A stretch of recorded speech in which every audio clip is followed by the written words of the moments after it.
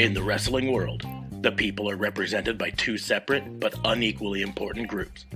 The wrestlers and bookers, who literally do all the hard work, and the fans, who endlessly nitpick and overanalyze everything they do. These are their stories.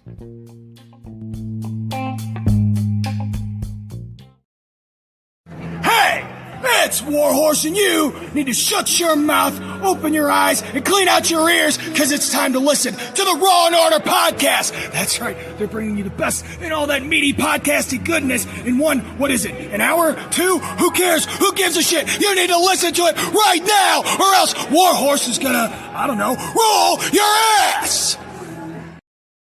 Welcome to another episode of Raw and Order, the Wrestling Booking Unit, the only wrestling podcast on the planet that's here right now with me.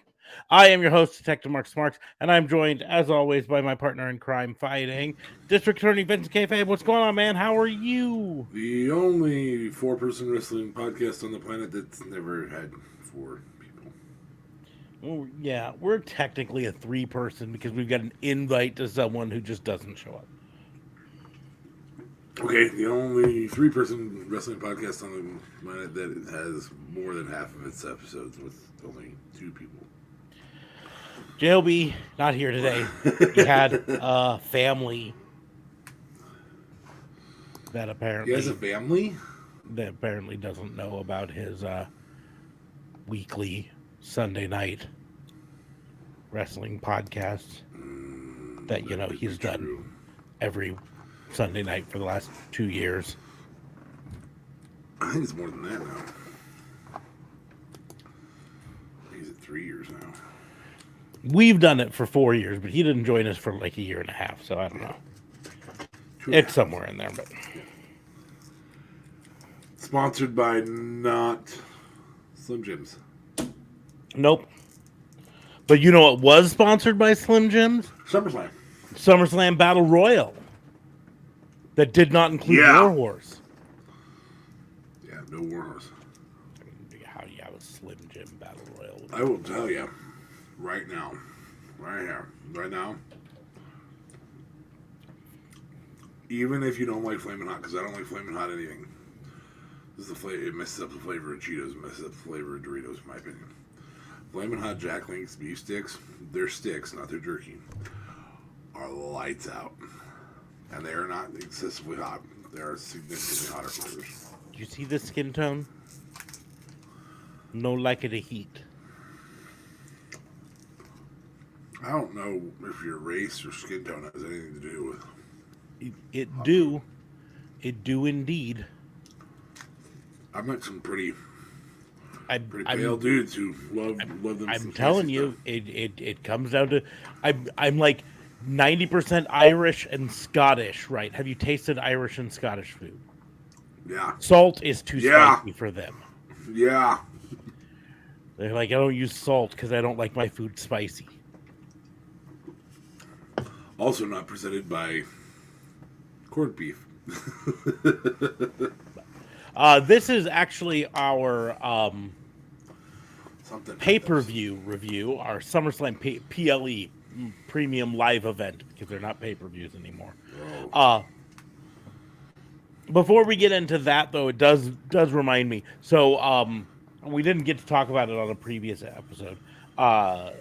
Reports came out about a week and a half ago that WWE had trademarked AEW Plus. I filed for the trademark for it. And that leads to a lot of speculation as to whether or not a streaming service is imminent for AEW. But a lot of people feel like that took a hit because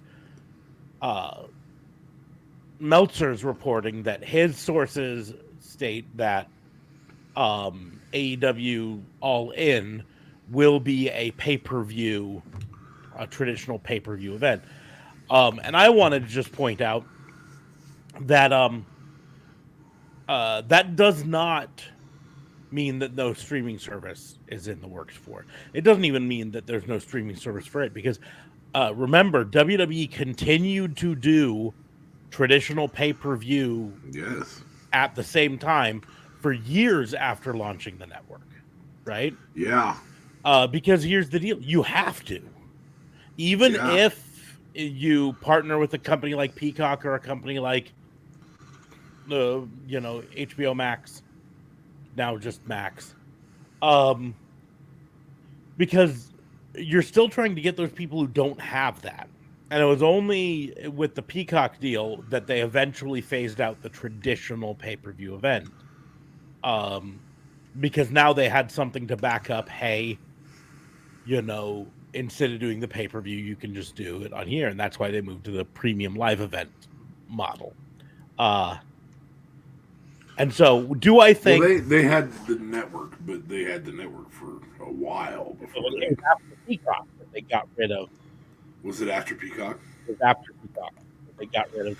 That was probably part of the agreement with Peacock to push the additional subscribers. And it wasn't immediate either. It was a few months, because again, they wanted to keep that potential revenue stream as long as possible while using it to push the other revenue stream. Yeah. So even if AEW announces a streaming service, say they announce it tomorrow, or Wednesday, All In will still be available traditional pay-per-view, regardless. It always was going to be.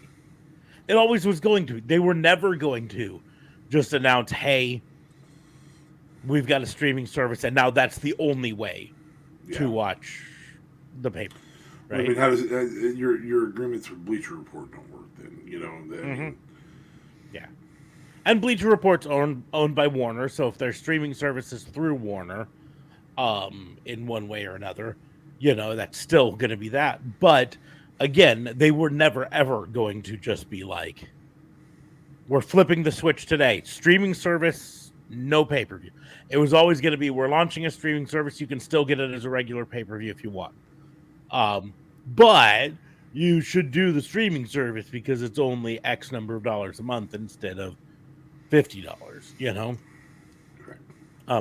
And it was going to be probably a year before they got rid of the traditional, maybe even longer, because again, you keep talking about the air quotes casual fan and wanting to try to recruit them. The only way you can get those air quote casual fans is by being in a network that they get in a way that they get it. And pay-per-view, every cable subscriber has access to pay-per-view. They might not want to pay $50 for it, but they have access to it.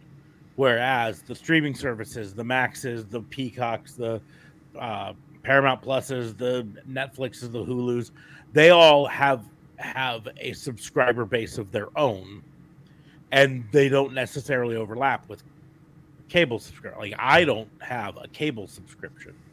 I have Sling, and I've got the other streaming services, right? Yeah. So, yeah.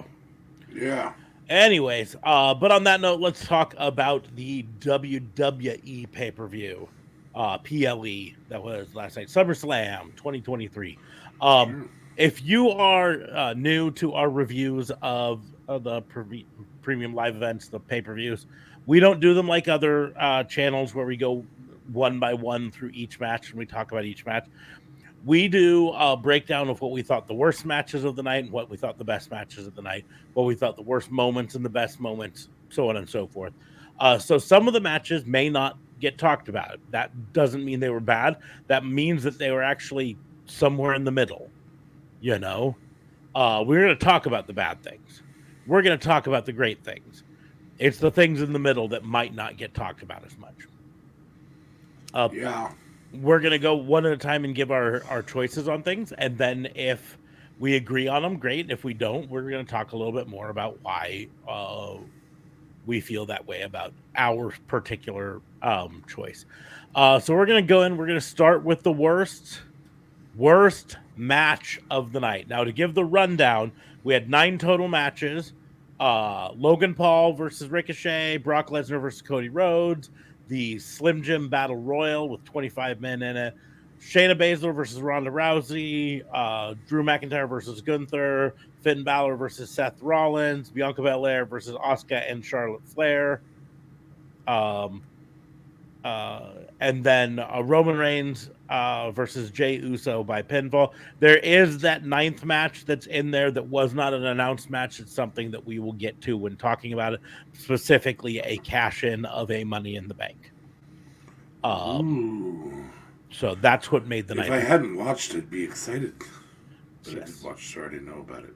Yes. But so of the matches, what would you consider the worst match of the night? I'm gonna exclude that 9th match because it was so short. Yeah, I would was say pretty jacked about that. I'm very excited about it, but yeah, it was not really a match. Correct. It was. There's a lot of arguments here as to what was the worst match. I truly do not understand how Ricochet Logan Paul could be exceptional and horrible at the same time, but I feel like it was. Yeah, I mean, are you in the same boat there? I may not be 100% in the same boat, but I don't think it was the best or worst, but I don't think it was exceptional or great either. I mean, I think it was exceptional and not good at the same time too. It was like, what? Yeah, what I think what? it was very middle of the road for me. Yeah, well, but there were spots, man. There were spots. Now I think some of it comes down to the other matches of the night. Some of them made it. Took the shine off of it a little bit. Yeah, because there were other really good matches. Yeah. Overall, I'm going to say this was a pretty good, I think, overall pay-per-view. Yeah, it was not the best of the year. We're in August now, and so it's going to be really hard to be best of the year. Worst match of the night, I'm probably going to give it to Shayna and Ronda. That's where I was kind of leaning. I think that, and that's not saying it was bad. I think... it was a air quotes MMA rules match, which if you're gonna do an MMA fight, MMA style fight, put it in a cage. Put it in a cage. Make it a fight pit match. Bring out the fight pit cage, and do that. This was just in a regular ring, and here's the deal: there were way too many rollouts, in my opinion. Oh, I've been hit. I got to roll out of the ring and recoup. And you can't do that in an MMA fight. That's the whole point of MMA fights. There's no escape, right? Yeah. So I really didn't like that. I liked the ending. I was very happy for the way it ended. I was surprised with the way it ended because, frankly, I did not think Ronda was going to allow herself to look... I'm going to use the word weak. And I think it looked like she fought till the end. I mean, that's the illustration that they wanted to give us. So pass out, much like Stone Cold, but obviously didn't have the same effect that Stone Cold's did. No. I would say the only competitor, so I did say there was, and I wouldn't put Ricochet and Logan Paul there. The only real competitor with this, and this would be directly related to the results, is the Battle Royal. The Battle Royal wasn't a great Battle Royal by any means. I didn't hate the Battle Royal all in all. Here's the deal. Battle Royals are live and breathe on who wins in the end. And for the winner to be who it was, I think redeemed a lot of the shortcomings of it because they gave us someone actually winning it. They also had some really nice runs there, like on the live reactions here. I was very impressed with how much they gave Chad Gable in it. He had like 6 eliminations in a row. Yeah. And so that in and of itself kind of made up for it. But no, I can understand. I can understand you making that argument, but it wouldn't be it would be maybe bottom 3, but it wouldn't even be my bottom 2 in my opinion. But so I think we both agree though that it was the Baszler versus Ronda Rousey. Like I said, for me, this is the cynical side of me. I fully expected Ronda Rousey to be like, I'm leaving to go back to MMA because that's the report. I'm leaving to go back to MMA. There's no way I'm going to look weak and lose on my way out to go back to MMA and try to dominate, right? Yes, this is a predetermined air quote sport, all of that stuff. But when I go back to MMA, I want my highlight reel to be me standing tall. And make everyone forget that, last time I was here, I got knocked the fuck out by Holly Holm.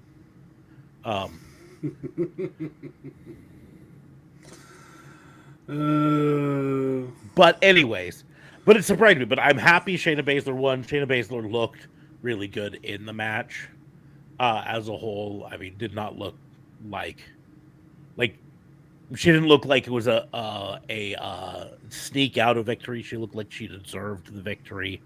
Yeah. There was real grit. It actually at one point kind of looked like she gave up, and Ronda insisted that they finish, which I didn't like that part either. Yeah. Anyways, moving on. Most predictable moment of the night. Most predictable moment. We'll look again here.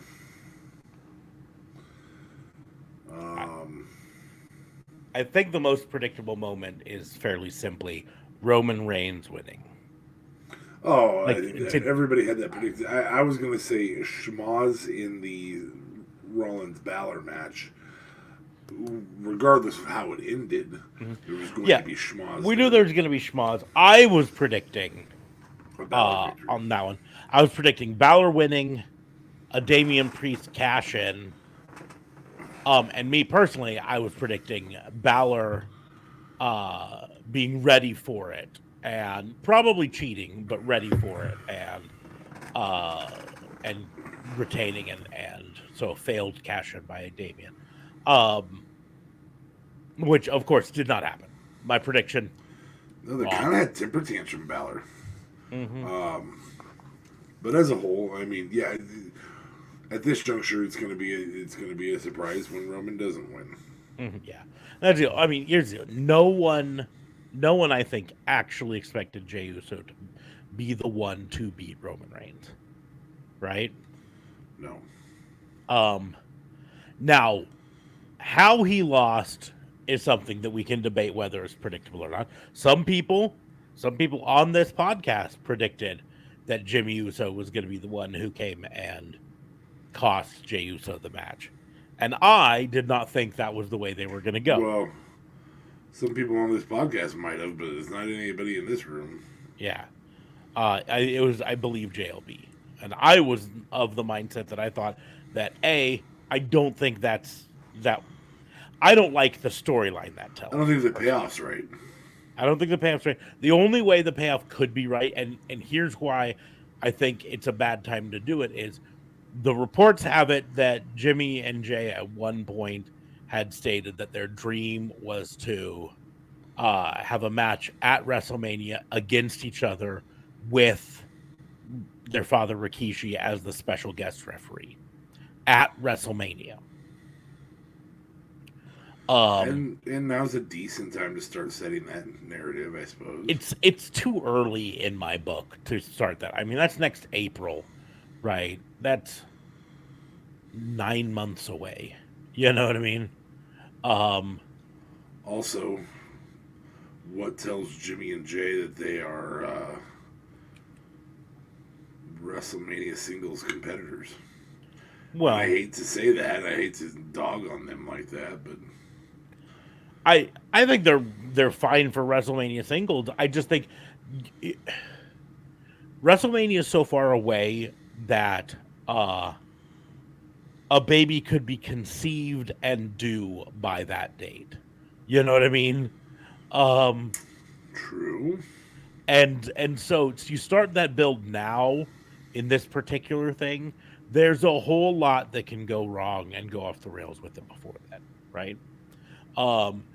Especially including the fact that we are talking about one of the competitors who has a history of making some poor choices in his off-screen life that can cost him time, we'll leave that hint at that, you know. And so that's why I think it's too early for that. I think it wasn't the right way for that storyline to go, in my opinion. And we'll see how they pan it out later this week. But I didn't like that end. However, I think we agree Roman winning is the most predictable. Yeah, I think that was very, very predictable. I mean, there's obviously the concepts throughout the matches. Yes, Charlotte's going to do a figure 8. Mm-hmm. Yes, or a natural selection is an even better example. Mm-hmm. That said, you know, Finn Balor hitting a sling blade, which he actually missed one at one point, which was odd, is a foregone conclusion. There are things that are foregone conclusions in terms of predictable that did happen, and may have been more predictable than Roman. But as a whole, in terms of results, Roman winning is the most predictable. And so, yeah, I like. That's what I use the sliding scale when I talk about most predictable moment. I'm talking about big moments because there's 1,000. You can say, well, the most predictable moment is that at 7:00 they played the intro for SummerSlam. Most predictable moment was they had a kickoff show that was an hour earlier, and Booker T said "Shucky Ducky Quack Quack" on it. That's a good example. Those are indeed predictable moments, but I'm still thinking more about big picture moments and Roman winning. Now that being said, Howie won. I did not see happening. I didn't see it happening in that particular way. I said this on the live reaction. If there was ever going to be a moment where The Rock came back to WWE and challenged Roman Reigns, the middle of a months-long actor strike in Hollywood is when it's going to happen. Because The Rock can't promote movies, he can't act in movies, he can't produce movies right now. Part of the guild. Exactly. And so, but importantly, WWE is not AMPTP. Correct. It's not a struck company. He can work for WWE. And we talked about it. I've said it before. The biggest thing that kept him from doing it before was his contracts and his insurance for the movies that he was in.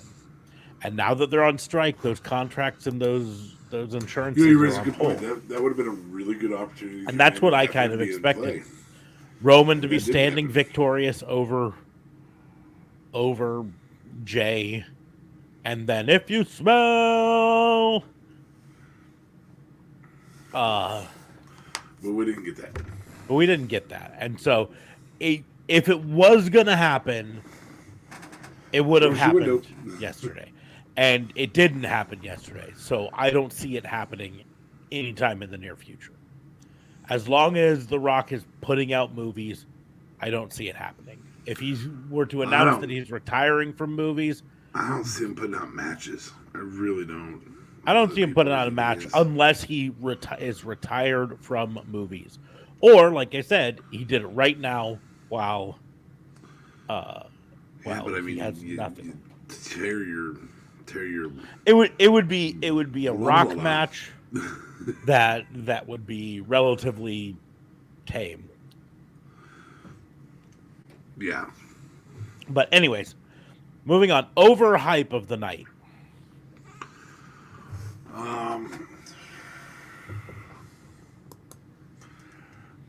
Omos? Yeah, it's Omos. The whole way through, they're hyping him. The whole way through, they were hyping him. You can't start this without the guy who's going to win. Yeah, he's not going to win. It's Omos. The whole way through. There's arguments to be made for Logan Paul. There's arguments to be made for Charlotte Flair because she came back and is an immediate title picture. By the way, Charlotte's best match she's had in ages. She was really great in that match. I was going to say, when we talk about overhype of the night, the fact that they pitched it as an MMA rules match, puts that one in the overhype category as well. I am also going to say this is going to be an unpopular choice for me to say, because the match itself was pretty good, but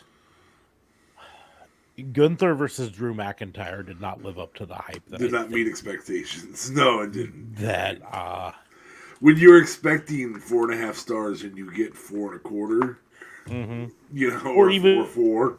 You know, I'm like, man. So, like, overall worst performance of the night. Kid Rock introducing the show.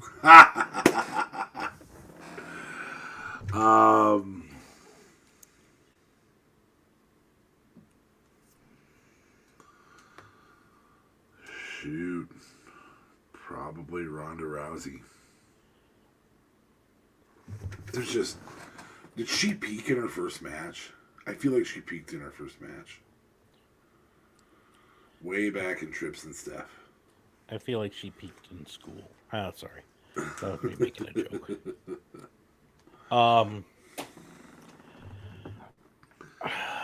I mean, probably Ronda. I mean, I personally was not overly impressed with Bianca Belair last night. I wasn't either, but I feel like it's criminal to say that sometimes. I was openly disappointed with her winning because I didn't feel like, of the 3 people in that match, I didn't feel like she put in a winning performance. However, because we know what happened afterwards, I understood why they did it. So the Money in the Bank cash-in was not on Asuka. It was on Bianca Belair. And so Asuka can... And and they sold an injury. And Asuka can still be in the title picture trying to win it back now because I didn't lose it. You know what I mean? Yeah. Yeah. I wouldn't disagree with you. I was not overly impressed with Bianca. The end of that is the end of the match, not the end of the segment, but the end of the match. Undersold my heart, you know, like, that's kind of a cheap win, I suppose. I don't know how she got a roll up on Asuka, and Asuka couldn't kick out while she's stuck in a figure 8, you know. Okay, whatever. I don't fault you for that one. I'm still sticking with Ronda.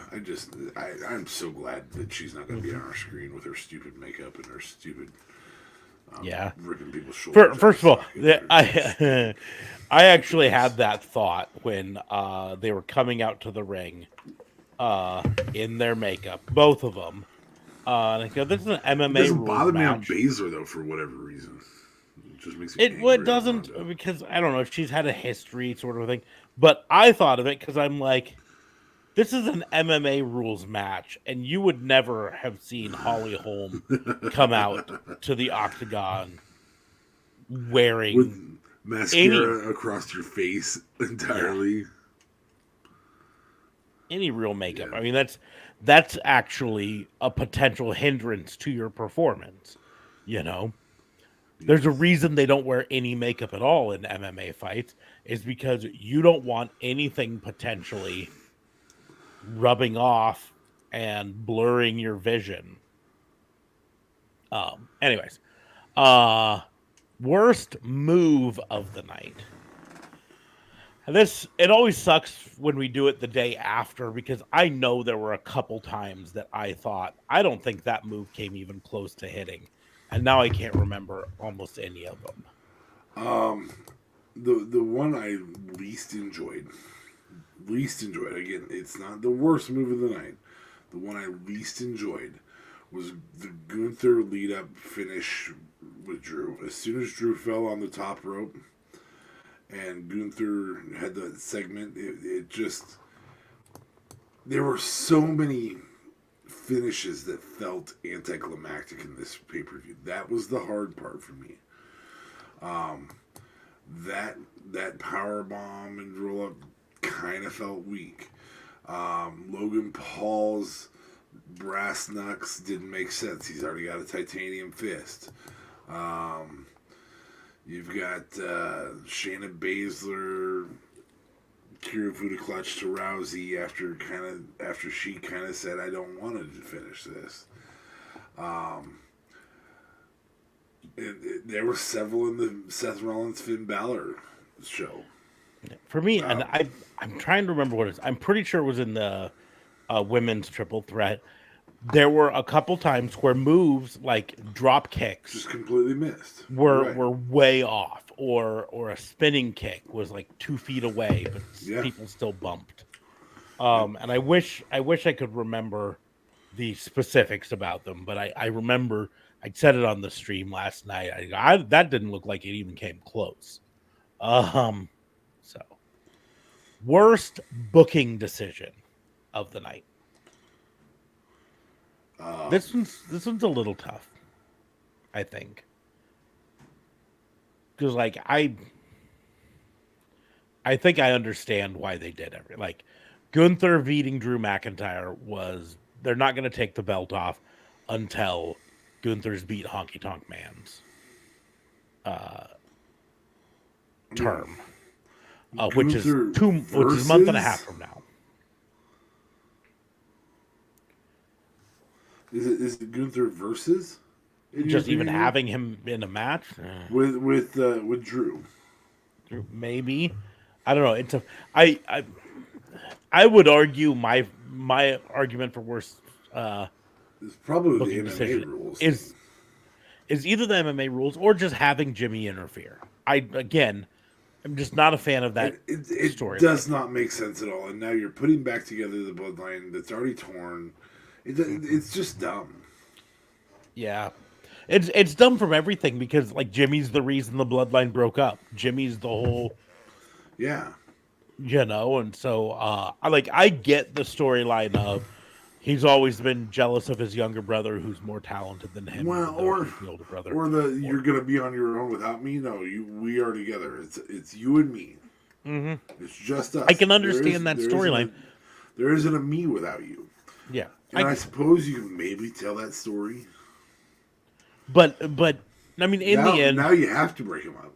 Well, yeah, the storyline is definitely going to be jealousy because they built it up earlier when the reason that the only person who was against Jay being the man in the bloodline was Jimmy, and Jimmy's the older brother. He always was the one making the decision. He was always this, but now it's my turn to shine. And then Jimmy being like, "No, I'm the one." Even I don't care if you're more talented than me and everything. But I don't like the storyline. I don't like where it goes. I don't like the timing of it.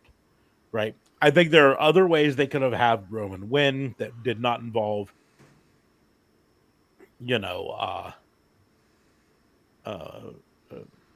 Jimmy interfering. I gotta be honest, I don't think it would have been the worst thing in the world for Roman to just win. No, it might not. These are the opportunities where they really needed the set of rules to allow for Jimmy. I deeply enjoyed how much Jimmy kicked the shit out of Roman for a while. A very large chunk of that match, Jimmy kicked the shit out of Roman. You mean Jay? Or Jay, yeah. Jay kicked the shit out of Roman. But did you notice the random cases of water underneath the ring when they pulled the ring thing up at one point? I'm like, oh look, hey boss, where do you want us to put these cases of water under the ring? What about this leather strap under the ring? Damn it. Anyways, I just think Jimmy is the worst. That storyline is a bad decision in my opinion. But Worst moment of the night. The last of the worst, then we move on to the best.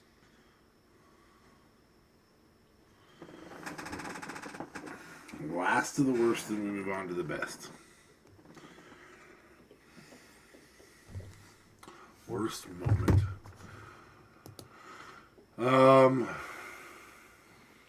That short period of time where I thought, are they actually going to make Omos win the Battle Royal? That was pretty bad. That was a pretty bad moment. You know, looking at Finn Balor and thinking to yourself, are they really playing the temper tantrum guy with him? I hated it. I hated the refusal for obvious help. You know, the you're trying to screw me mentality. I hated it. I didn't so much hate that, but I did. I mean, we all know that I'm an old Dyed in the Wool Finn Balor fan, right? Like, Sure. I'm so sick of him losing all the fucking time. I agree. I'm just so sick of it. Like, they could have had him at the very least win by like count out or something like that. You know what I mean? Seth goes to the outside and Damian takes him out with the briefcase, and then he's just laying out there, and a stare down between Damian and Finn, where Finn knows if I pull him back into the ring and pin him, then I'm immediately going to get cashed in on. You know, I don't know, something like that. But in the end, I'm just so tired of them and always having them lose. Yeah, there's so much value. Somebody, you know, the other piece to this to keep in mind is that we haven't really had a Money in the Bank taunt Brock or taunt Roman. Last year's Money in the Bank was Austin Theory. Mm-hmm. He couldn't taunt anybody. You know, before that it was. Yeah, I just feel like that taunting would have had value. But anyway, my worst moment is probably going to just be that funky. You're not doing Finn Balor right now, guys. That's all. Like, I know they're trying to build him up as a this whole storyline with the Temper Tantrum Crybaby is not the type of heel I want him to be. I don't care so much about the temper tantrum crybaby. I'm fine if he throws a temper tantrum as long as they have him fucking win. Yeah, it would also be nice to have him win every now and then. Yes. Like, fine, man. Just jeez. But he loses, and then he sits in there and he looks at Damian Priest, and Damian Priest is like, I don't know why you're looking at me. I'm like, well, maybe it's because you're the reason I fucking lost all the time. But anyways, moving on. Best moment of the night. Best moment of the night. This is EO. This is EO Sky. I agree. This is EO. I mean, if it hadn't been EO, this would have been Cody and Brock's embrace. But this is EO, which I also didn't love. At the same time as I didn't love Cody and Brock's embrace, it's still a great moment. But this is EO. To me, it's a great. The Cody and Brock's embrace became a great moment. Finding out afterwards that, at least according to Triple H, that was not planned. Brock was supposed to just get up and leave, and Cody was supposed to celebrate in the ring. And so that was Brock legitimately saying, "Shit, you can go, kid." Yeah, we put on a great match here, and you can go, and I respect you now. So, but it's EO. EO winning is, in my opinion, it's been a long time coming. Well, I mean, they took the title off of her in NXT to get her up to the main roster. Mm-hmm. You'd better give her a title in that process. And on top of it, it's going to be fun. The worry I have is that they're going to do basically the same storyline that they're currently doing with Christian over in AEW, where EO is the actual title holder, but Bailey comes out and acts like the title holder. And I just want EO to be the champion. You know what I mean? Yeah. Just let EO be the one who's champion. You can still have her part of Damage Control, yada yada yada. Although, did you realize that it's only been a year since Damage Control debuted? Really? They debuted last year at SummerSlam. It kind of feels like a very old group. It feels like they've been around for at least 2 years, man. But yeah. They actually said it on the show last night that they debuted at SummerSlam last year. Anyways, breakout star of the night. EO. We all knew she was a star before, but yeah, the only reason that I worry about naming EO is her match was 8 seconds long. We did what we were supposed to do with her, though. Mm-hmm. We put a title on her. I agree. We liked her enough to put a ring on it. Yeah. I'm going to instead say, and this is really awkward saying breakout star with this guy. I'm talking of the night, but LA Knight. If only because they finally at least pulled the trigger on having him win something. That's true. Major, That's true. I mean, and even though the Slim Jim SummerSlam Battle Royal, which is a mouthful, didn't have any real stakes to it. It wasn't like the winner gets a shot at the whatever championship or whatever. It's still... Listen, it had things that could be turned into, or that could have been made from stakes. Mm-hmm. And that's Slim Jims. He won a case of Slim Jims. Yes. There also was a lot of meat in that ring, so, Yeah.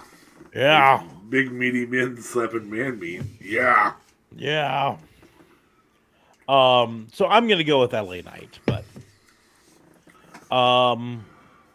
best performance of the night. Did we give worst line of the night? I Is that a deleted category? I do want to make a quick comment on that then. Okay. Before I get to best performance tonight, because I feel like you might have a best line of the night, and I have one of those. I actually skipped best line, but I can come back. We used to have a worst line, and I got rid of it because we never could remember anything. So real quick before we do best performance, okay. I'm gonna give you a worst line and a best line. Okay. Worst line. Both of these came from the same person.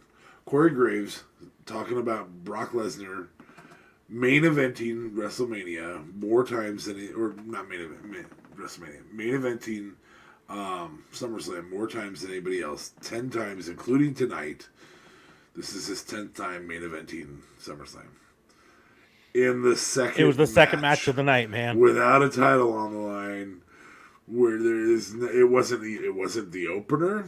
That little openers main event thing that they kind of claim sometimes. The closer main event, the dual main event where there's a title and then there's a bigger match after it. In no way, shape, or form does this qualify under the terminologies of main event that WWE is given. Mm-hmm. This is not his 10th time main eventing SummerSlam. Done. Can we stop? Can we stop making stupid statements like that?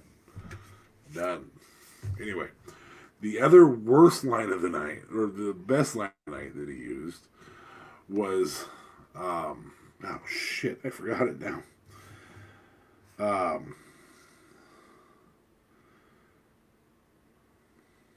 It was in the Finn Balor match. I can't remember. It'll come back.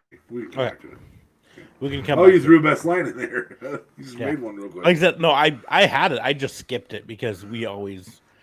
What was your best line of the night? I don't ever remember one, so that's why I skip it.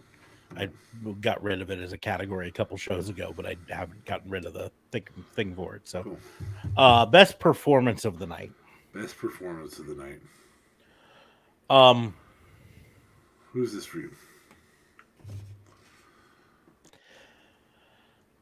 As an overall performance, this is going to be probably a little surprising for you. I think I'm going to go with Brock, actually. Boy, he did put on a show, didn't he? Well, not only did he do a physical performance, but I truly He believed acted out him. the Murdoch pain. Well, but also I truly believed him when he kept saying to Cody, just stay down, man. Just stay out there. Why do you keep coming back in here? Like, I truly believed that he was tired of hurting this man, you know? And he's just like, I threw you out of the ring. This will be an easy loss for you. Just do it, man. Doesn't hurt your career. And then Cody comes back in and he's like, why do you make me do this to you? And I truly believed that he didn't want to hurt this man anymore. He'd gotten tired of hurting him. Now, that being said, I did have problems with this match. It's why it didn't come up it's not going to come up. It's one of my best matches of the night. It wasn't a bad match by any means, but there was almost 7 minutes of this 17-minute long match were just Cody gets thrown outside and barely beats a 10 count back in. Yeah.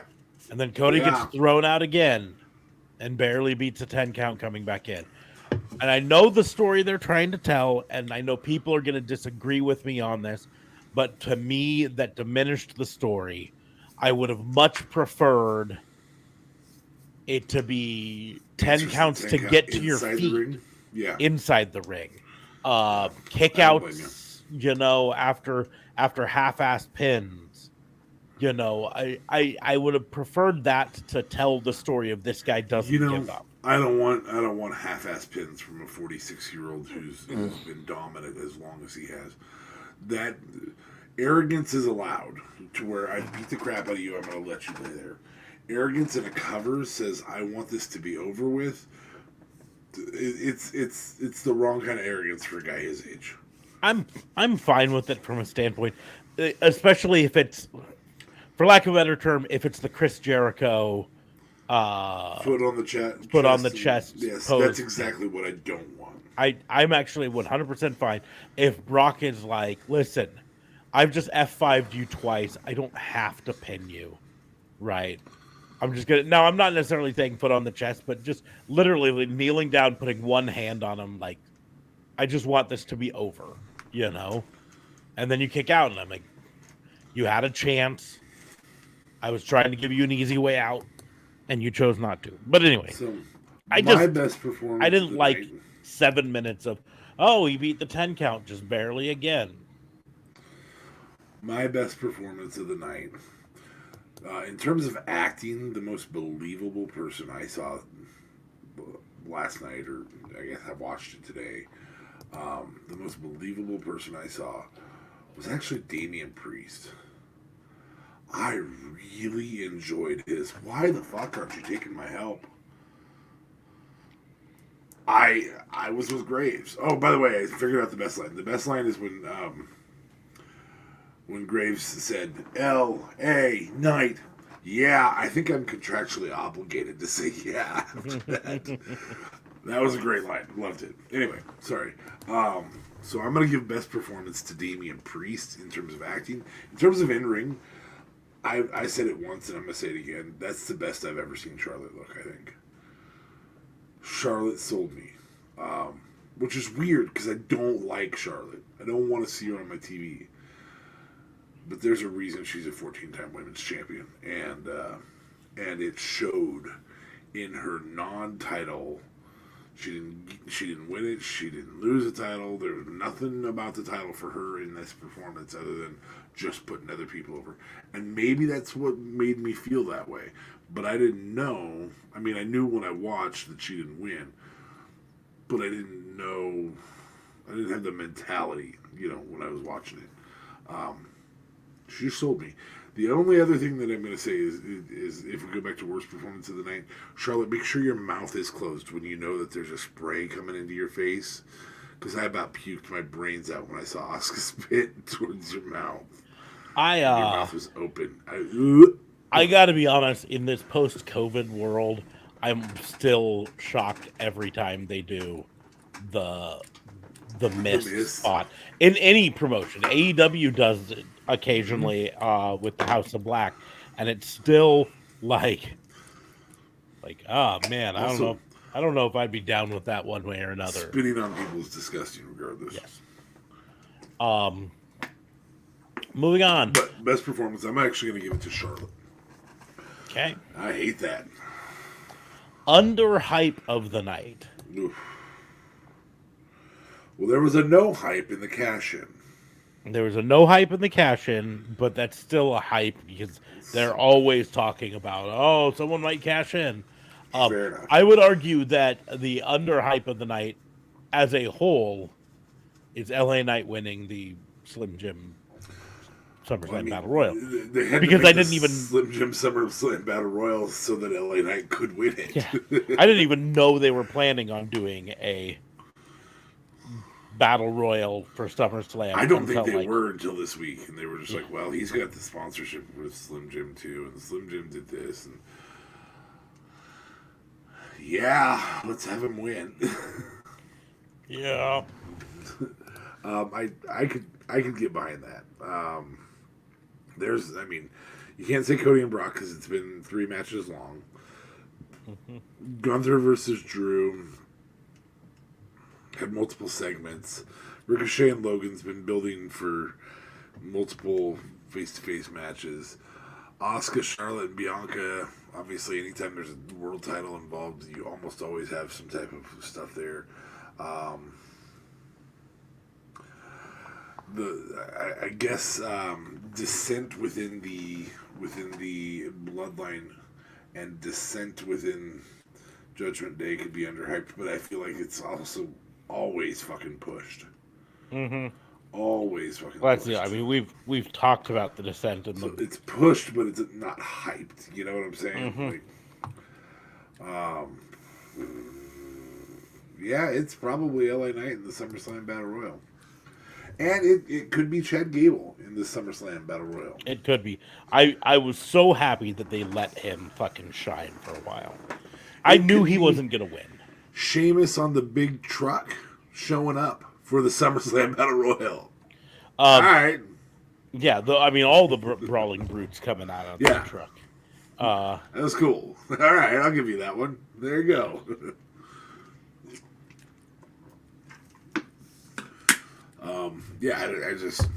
It's probably LA Knight. You're probably right. Girl. And don't get me wrong, Chad Gable in the Battle Royal was fucking phenomenal. I loved watching him throw people around. He is so great because he's undersized compared to all these people, yet he outmuscles them all. He'll deadlift German suplex people. Sure. And that's always fun to think. Just in case you weren't paying enough attention, the order of elimination in the match, Apollo Crews was the first person to get eliminated. By Omos? J.D. McDonough was number 2. By Omos? Rick Boogs was number 3. I'm tired of saying it, so I'm not going to say it anymore. Otis, number 4. Ivar, number 5. Followed immediately by Eric. Then Shinsuke. Then Tommaso Ciampa. Then to the moon, Cameron Grimes. Am I the only one who feels that Cameron Grimes has lost all of his shine ever since he trimmed his beard? Well, there is something to be said for the guy who doesn't fitting in. Yeah, he looked like the hillbilly who somehow was making it work before, and now he just looks like a generic wrestler. There's Austin Theory, Santos Escobar, Giovanni Vinci, Ludwig Kaiser, Ridge Holland, Butch, Matt Riddle, and then everyone who was left ganged up on Omos to get Omos out. It's because he was eliminating like mad. Then we had The Miz, Grayson Waller, Karrion Kross, Chad Gable finally, Bronson Reed, AJ Styles, Sheamus, leaving LA Knight as the final victor. I guess there is another underhype there. And that is Karrion Kross stealing TV time when AJ was knocked out of the ring? Is that what he was doing? I don't know if that was. This isn't over till I say it's over. I don't know. I'm sure it's. Did you ever think you'd be down on Killer Cross? I said last night, I don't hate Karrion Kross with hair. I hate him with generic creator wrestler long hair. I hate him with hair. I want him bald. I want him really short hair, really short hair. Randy Orton short, not bald. I am fine with he had it about in that like inch to inch and a half level for a while. Totally fine with that. But give me a second because I wanted to count how many people got eliminated by Chad Gable. 1, 2. He only got 2 eliminations. That's surprising. Like more, didn't it? I thought he had more. Omos got 1, 2, 3, 4, 5. That sounds about right. Tommaso Ciampa got 1, 2, 2. LA Knight got 1, 2, 3. 3. Trying to see if there's anyone else who had multiples. Sheamus had 2, it looks like.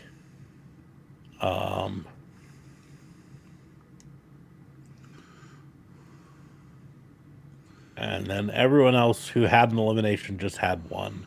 Except, I mean, technically multiple WWE superstars got credited for Omos, which really means, like, everyone who was left after Omos gets credited with a partial on that. So, yeah. And we blessed them because they took Omos off our television. I wish they would have done it right off the bat. I know they're not going to, but oh man. It gives them a chance to show off a monster. Get him out of the ring without devaluing, in their opinion. I think you devalue as much as you want. Because. Anyways, moving on. I will not do that. The OMG moment of the night.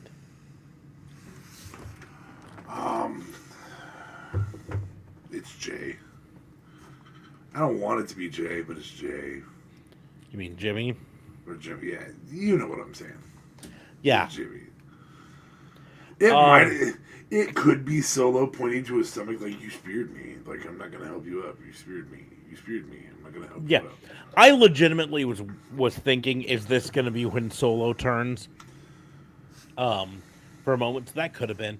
I'm going to go outside and say EO cashing in could be my OMG moment.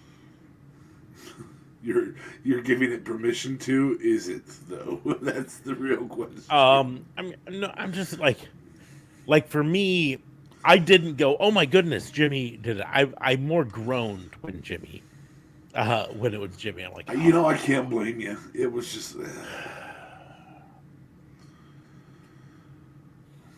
I mean, Rhonda passing out to Shayna's Kirifuda clutch might be an OMG moment a little bit. There were certainly some wild moments in the Logan Paul Ricochet match. But, okay, this is going to sound really spoiled and fucked up of me. Are we starting to expect that from those two? Well, I mean, that's why they have them in a match together. It would have meant more to me if it would have ended with a Ricochet victory. Yeah, at some point you got to put over the wrestler, man. Yeah. Like, I feel bad for Ricochet, and I shouldn't. Like, he's making millions of dollars. He gets to travel around with his fiance. Well, and in all likelihood, he's agreeing to a lot of this stuff. Yeah, I'm sure he's agreeing to it. There's no in all likelihood he 100% is. But at the same point, that dude would be top of the card at any other promotion. He'd be competing for their top belt. You're King Ricochet. Yeah. And here, I mean, is Ricochet basically the Dolph Ziggler of right now, the one that gets fed to all of the new top guys? And I feel bad saying that because Dolph Ziggler is still the Dolph Ziggler of, but yeah, bro, that's my job. But like literally, that was our joke back 4 years ago when we started this podcast. There's a call up. Yeah. Oh, an NXT call up. Who's he gonna face? Yeah, it's Dolph Ziggler. Because that's what he did. You know, he was the guy that faced the call ups, who they knew could put on a phenomenal match and make the call up look really good. But the call up would get the victory, and that's what it's like that with. Like, I would have loved that match a whole lot more if Ricochet would have got the victory and been standing above smug Logan Paul and saying, "You got a lot to learn, son." You know what I mean?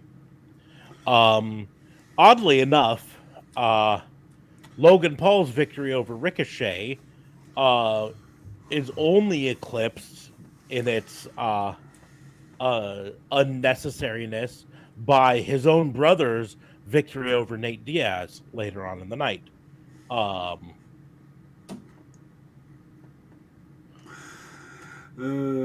watched most of Jake Paul is really good at kicking the shit out of people who are past their prime, isn't he?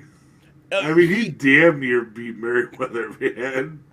He's really good at kicking the shit out of people who are past their prime. But here's the deal. Did you watch the Jake Paul fight at all?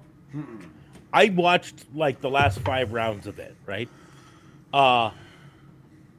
Jake Paul won it. I'm not arguing that he didn't, but in the last 5 minutes, and that's not fake. I mean, what Logan does is scripted. It's scripted. But there is no reason that 38-year-old MMA fighter Nate Diaz was able to last 10 fucking rounds against a in his prime professionally trained boxer, right? Nate Diaz looked like he was very close to winning it in those final 3 rounds.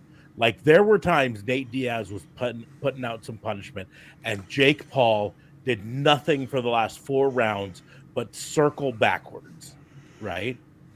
Circle backwards, hit a couple punches here and there, but he knew he had a knockdown in like the 5th of Nate Diaz, and he knew that was put him up in the points enough that all he had to do was not get knocked out by Nate Diaz, and he was going to win. In my mind, anything short of a knockout of Nate Diaz in those 10 rounds is a victory for Nate Diaz.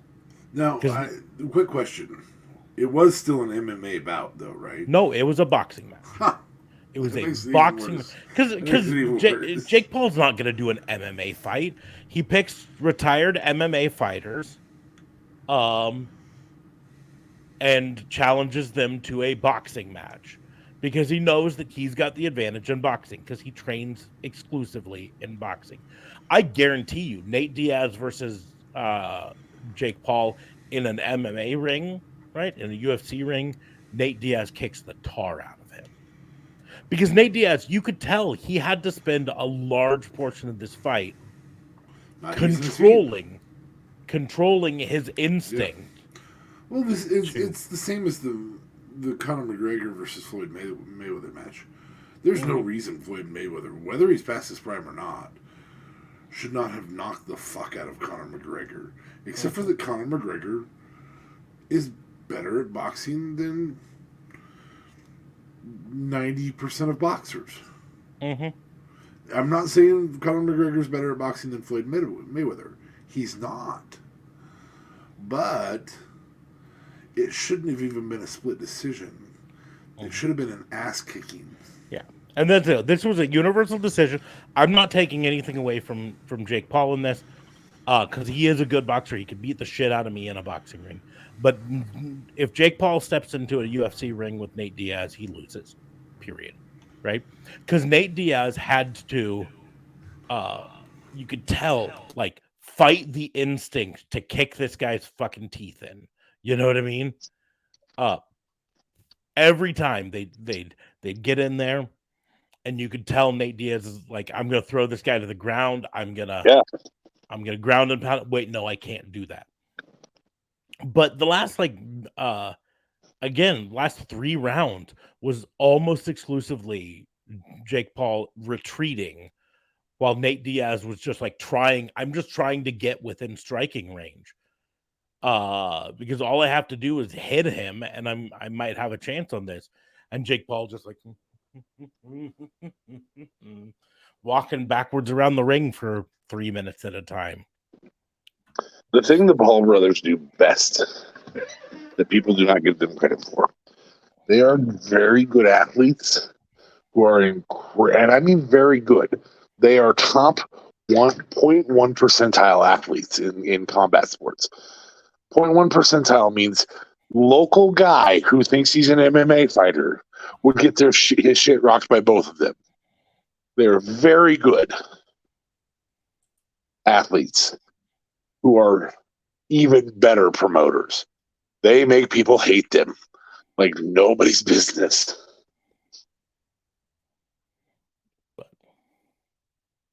But so the scores were 98-91, 98-91, 97-92, right? Even though that's a unanimous decision, that's a lot closer than it should have been. Really. You know what I mean? Yeah. Well, because it wasn't I mean, at the end of the day, if all you're doing is sparring and you're a boxer, which he kind of is but isn't, and you're going up against a past his prime MMA fighter, you should be knocking him out. Mm-hmm. I mean, Mayweather at least had an excuse. He was going up against a guy that was, if he was past his prime, it was just out of it. Yeah. So far, Jake Paul hasn't had a MMA fight. He's only had boxing matches. And so, and again, I mean, he's won them all. He's undefeated. Except the one with Mayweather. He lost to Mayweather. Jake Paul hasn't fought Mayweather. I thought he did. Oh, no, just McGregor did. Sorry, yeah. Yeah. Jake Paul's fought Deji, and Esongib, Robinson, Askren, Woodley again, Silva, Fury, Tommy Fury, and Nate Diaz, right? Yeah, I'm sorry. No, he has not beat Tyson Fury. Yeah, it was Tommy Fury, to be precise. And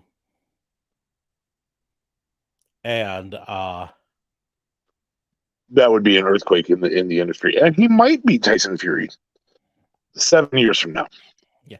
And that's it. I mean, it's important to note that, Tommy Fury is a legitimate boxer, right? Uh-huh. But Anderson Silva was his fight before that. Anderson Silva's an MMA guy. Yep. Tyron Woodley. Tyron Woodley is a boxer, so that's good. He fought a boxer for that one. Ben Askren. I don't know a lot of these. This is all just them using their hype for but Ben Askren, fight. Ben Askren is primarily an MMA fighter.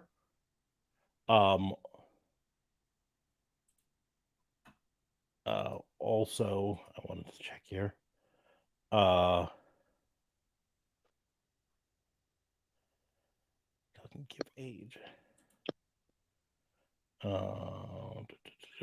Ben Askren also is about 12 years older than, and that's the deal, is a lot of his fights are against older, past their prime MMA fighters, right? In boxing matches.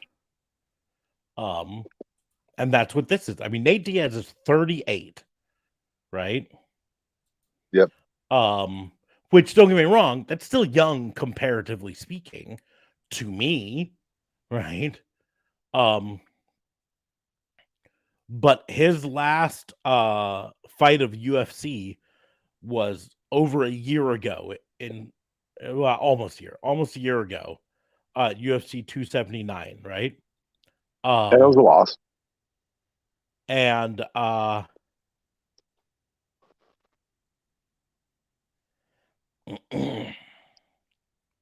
he faced no, he won. He faced Tony Ferguson.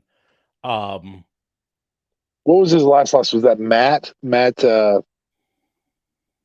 Also cocky little fuck like Nate Diaz. Anyway, doesn't matter. His last loss, Koji Oshi was his loss. Wait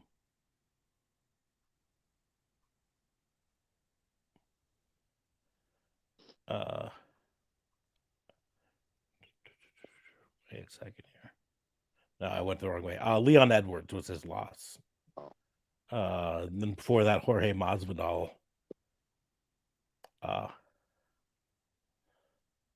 Anyway, moving forward. But so, anyways, yeah, back to wrestling because I just like I tuned in to watch the Jake Paul match at the end. And in full transparency, I did not pay to watch Jake Paul fight. There was a guy on TikTok who just set his phone camera up facing the TV and just streamed the whole thing. And I stumbled across it and I was like, oh, I'll watch the rest of this.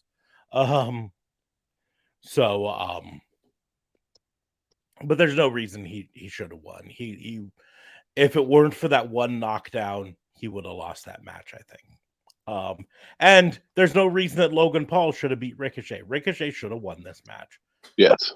And that makes because it doesn't boost Logan Paul any more than he's going to be. Like he's at the ultimate heel right now, and it could have boosted Ricochet, who they've shit on for too long. Also, you don't have to win all the time to be a good heel. No, right? In fact, some of the best heels lose a fuck ton, but they lose because they're cheating or they run away. You know what I mean? Sure. There. Moving on, best move of the night. Well, there's catching the chop, which was fun. Wasn't realistic. I mean, oh no, you caught my chop and I'm gonna stand here afraid. Please, no.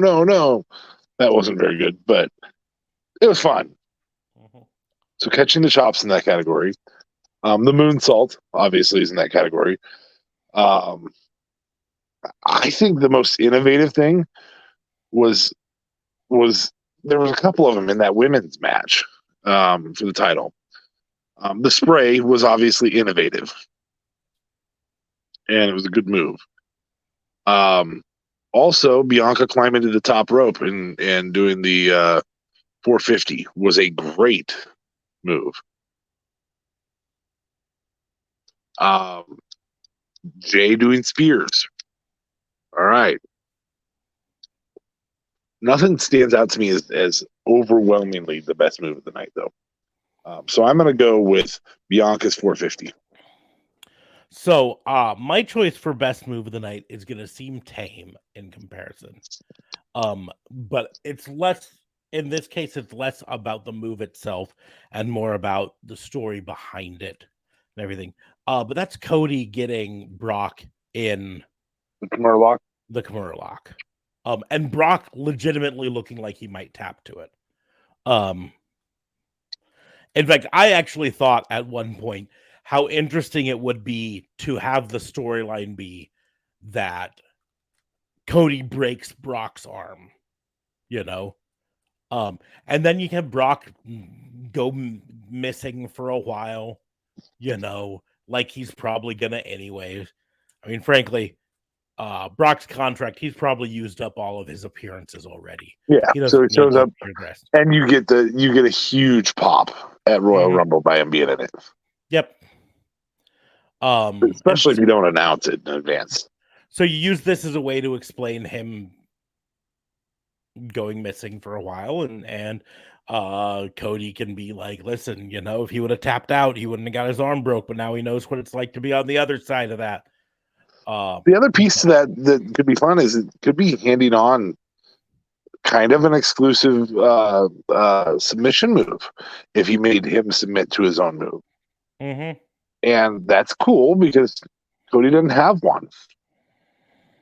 Yeah.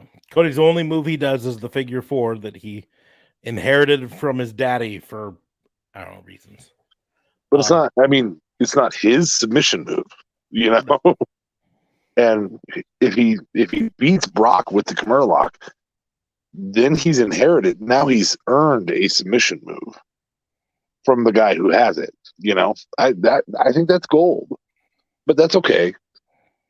You can still have him. I passed it on because I gave you respect afterward because you did lock me in it. Yeah, but so that's I like that one. I like that. Twitch. It's kind of a tame move overall. I will say kind of a runner-up for me is Ricochet's 630 onto nothing when Logan Paul moved out of the way. It's impressive enough when you do a 630 and you land on a semi-squishy body. You know what I mean? When you do a 630 and you still take a back bump, yeah, that's pretty impressive if you ask me. But yeah, I'd give you that. Okay, moving on. Best booking decision. Yeah, I'd agree. There were other good ones here. There were some really bad ones, but there were other good ones here. But EO's the best booking decision. Cody getting the win and finally putting that the legit storyline, legit win, straight up win, and finally putting that storyline to rest, I think, is a really good booking decision. Not disqualifying Cody for using the stairs. Yeah, although let's be honest, they're really inconsistent with that particular rule regarding the stair steps. Did you notice they were also inconsistent with the cash in? Bianca was down and out, and they started the match. Usually, they wait for the person to stand up. They've done it both ways before, so yeah. But they've always been just inconsistent with that. The rules imply that you cash it in for a full-on match, and matches always have to start with the people standing up, facing off, ready to go. But very often the cash-ins have been after someone's been beaten and down and out, and they cash in and they just pin them, So, but and that sequence could have been done the same. You have EO instead shoulder chopper in the knee, and then you have EO, kick her in the head, maybe perform a punt, and then what? You could have done it the same, but I get where they were going, but she's already down and out. But the stair step one, because a lot of people have been like, why didn't you get disqualified for that? And I go, here's the stair step has been very inconsistently enforced for a long time. Oh yeah, absolutely. For a very long time. Well, shouldn't the attempt to cheat qualify the same as actually cheating? Well, that's trying to use logic, right? Shouldn't the attempt to murder someone be just as big as actually succeeding in murder someone? No, but you can get attempted murder and serve a whole lot less time. That's true. So, but that's neither here nor there. EO is definitely the winner here, though. I think EO's the best at having that. LA Knight winning the Battle Royal is up there in my book. Was the obvious one that if they didn't do, it was hands down been the worst decision of the night. Again, the downside is there's no real stakes to it. Even if they just said whoever wins this is next in line to face Gunther, I'd be like, okay, there's something there, Yeah. But it's and the right guy to take the title off of Gunther might be LA Knight. Or to face U.S. champion. Yeah, Possibly. The only reason I say Gunther is because that's on SmackDown and LA Knight SmackDown, and they're, I don't know, sort of sticking to that. They won't ever call them mid-card titles, but your U.S. or Intercontinental title, depending on which brand you're on. Anyways, finally, match of the night. I feel like we might disagree on this one. It's because there's not a resounding match of the night. I deeply enjoyed Jay beating the crap out of Roman for what seemed like 15 minutes. Very well could have been. It was a 36-minute long match. Yeah. That said, I don't think it's the match of the night because I think we all knew where it was going. Other than a little bit of a surprise at the end.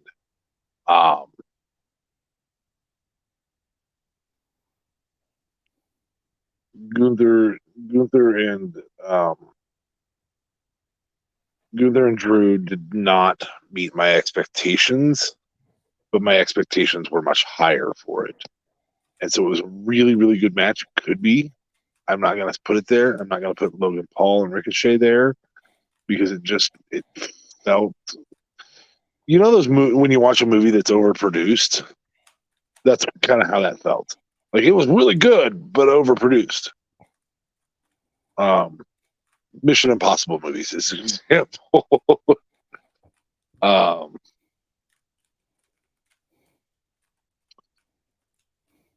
think it's the women's match. I think it's the women's title match. As throughout the whole match, I think it was as a whole match. It was the best match of the night. As a whole, this shouldn't surprise you. We got to be honest. Finn versus Seth. Yeah, right for me. Great match. Notice it wasn't in the ones I was trying to make excuses not to provide it because it was that good. What was your number two? That's my number two. Probably. This is tough. Probably my number two. Probably is Cody versus Brock. Because good match. Told a better story, I think. But it's held back by, like I said earlier, too much extended time of, is he going to beat the 10 count? Oh, he did beat the 10 count. Oh, now he's got another 10 count. Is he going to beat this 10 count? Oh, he did beat the 10 count. Oh, but now he's got another 10 count. Is he going to be... Just stop giving him 10 counts. Or change them. Don't make them all outside the ring 10 counts. Make them standing up in the ring 10 counts. That's what I said. Is I would have much preferred if it had been the storyline of he refuses to give up to pins. He refuses to give up to submissions. When they finally got to it and he gets in the Kimura lock and he makes it to the ropes and breaks out of it that way. That's when the match really started to click for me. And you could do that another time. Yeah. That's because now the storyline is not 10 count, 10 count, 10 count, 10 count. Now he's literally refusing to give up. He has the chance to say I quit, and he's choosing to not say I quit. Correct. And that's the storyline for me.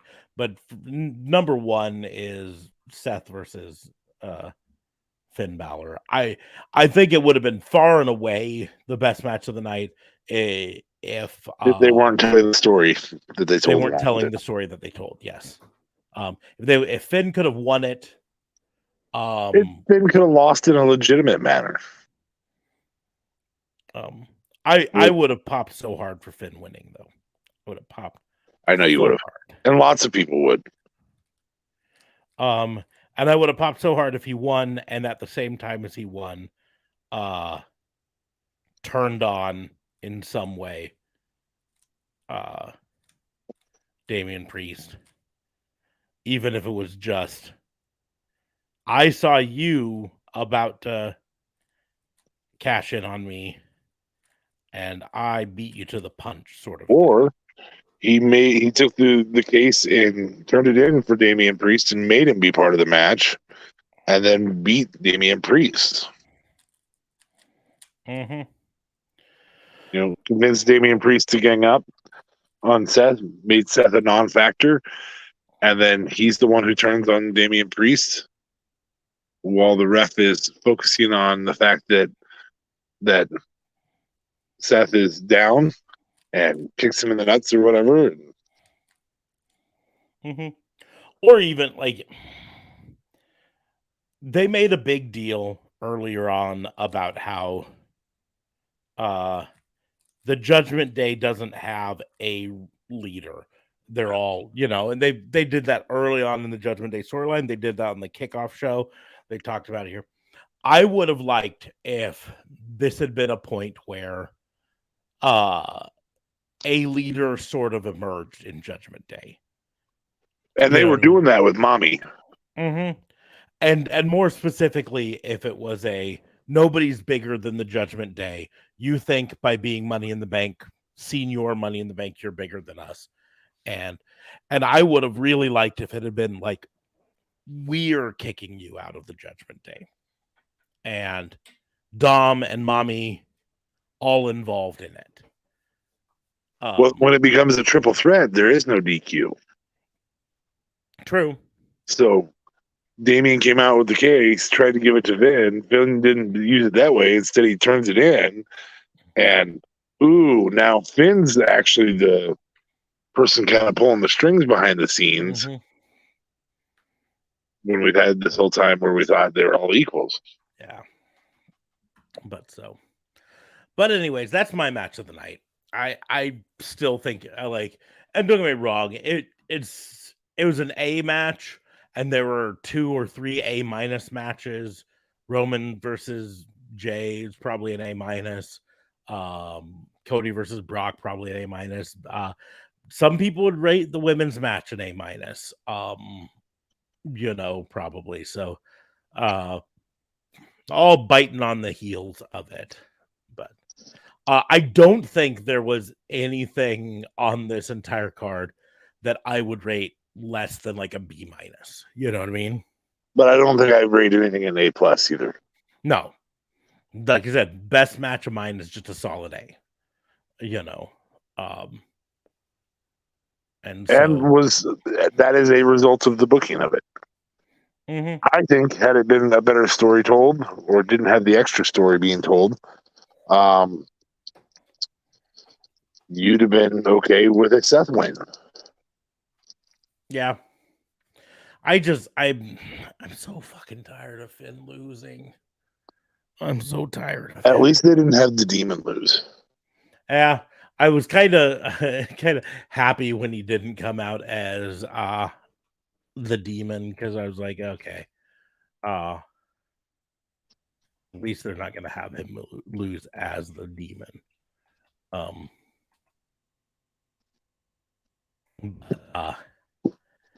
Because I'm looking back here on the last time they had Finn Balor win a singles match. And I'm also going to specifically say main roster. So those times that he went down to NXT aren't going to count.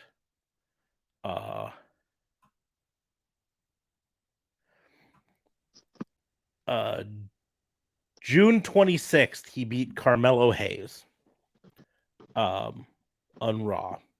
So that's 2 months ago.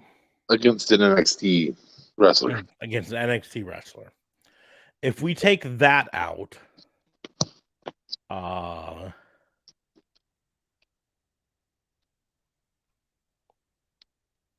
it was May 22nd he beat Shinsuke Nakamura. In that time, we'll even say Carmelo Hayes. In that time, he lost at Money in the Bank. And these are singles matches. And he lost at SummerSlam. So that's 2, televised single matches, right? He also lost at 1, 2, 3, 4 super shows, and a dark match. And 3 more super shows. So 7 total super shows. He's just losing all the time.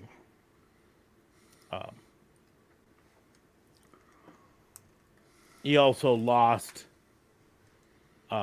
He wins when he's in Judgment Day as a tag team. So he won at NXT.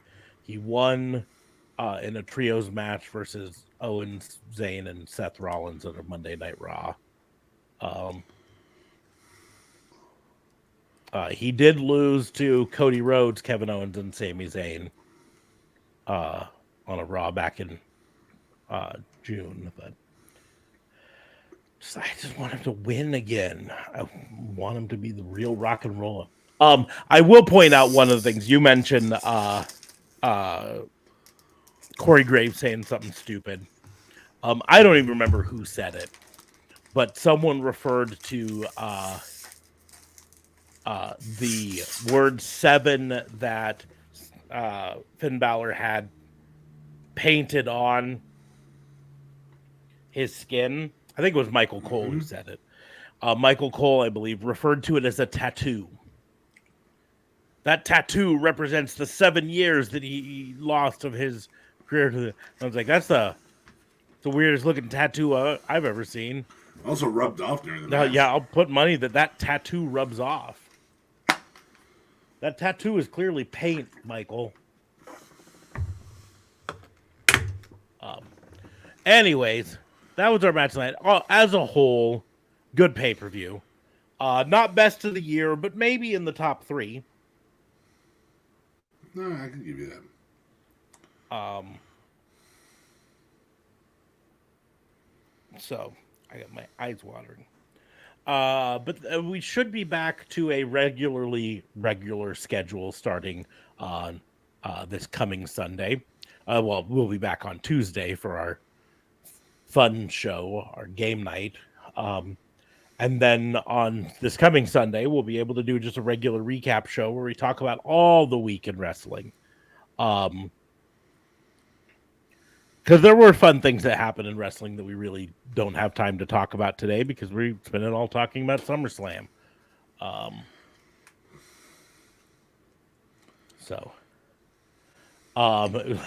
We could talk about Lufisto dragging the entire women's locker room for AEW because she was treated poorly there, and then the entire AEW women's locker room dragging her because you were here one night and feel like I was treated badly and we get along great and I think you're just sour grapes.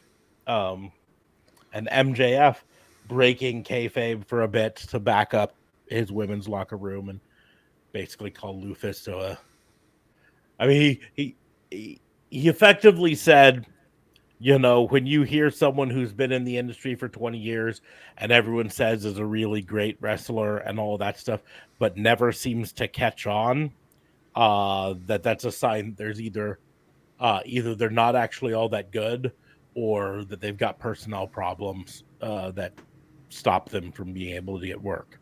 And that says a lot about Lufisto. Yes. Anyways, but on that note, we're going to go ahead and wrap things up for this. If you joined us, thanks for joining us. Make sure to like, share, and subscribe. Click that button wherever it is on your screen to follow us on Twitch, or if you're watching the replay on YouTube, there should be something down below that says subscribe, so make sure to click that so you get notified when we go with new episodes. We do them live every Sunday night and Tuesday night on Twitch, but they do get posted a couple days later on YouTube, so you can watch the replays there as well. You can also support us by going to our merch store, where you can find something like that shirt that's hanging behind DA Fabe there. It does not come with the signatures on it. It comes blank. You get them signed like you go to SummerSlam and you go to the meet and greets and you get them signed by all your favorite wrestlers there. And it becomes a very personalized memorabilia for you there. We have all sorts of shirts and other stuff there on our merch store. You can support us that way. You can support us with bits or with tips. Links are in the doobly-doos for all of that stuff. And then, like I say, subscribe if you're on Twitch and you use Amazon Prime. You can get a free subscription a month. So you can subscribe to us, help us out that way without costing yourself a dime. But sharing it and telling your friends is the easiest way to support us. You can also support us by following us on the social media. You can follow me at Raw and Order WBU, like it says right there under my name there. That's on Twitch, TikTok, YouTube's X, Threads, pretty much anywhere. You can also follow DA Fabe at DA Vincent Kayfabe, right there on X. Just X. Weird to say on X. It's yeah. Listen, we're all from the generation where we know if someone says they're on X, that it's a totally different thing altogether, right? The younger generation calls it Molly, but our generation called it X. So, but anyways, make sure to follow us around. Come back on Tuesday to participate in our wrestling game night, where we're going to have fun games to challenge each other. I'm working on putting together a new game for this week for my challenge. I think it should be lots of fun. But on that note, we're going to go ahead and close the book. Thanks to everyone who joined us. Hope to see you Tuesday. Bye.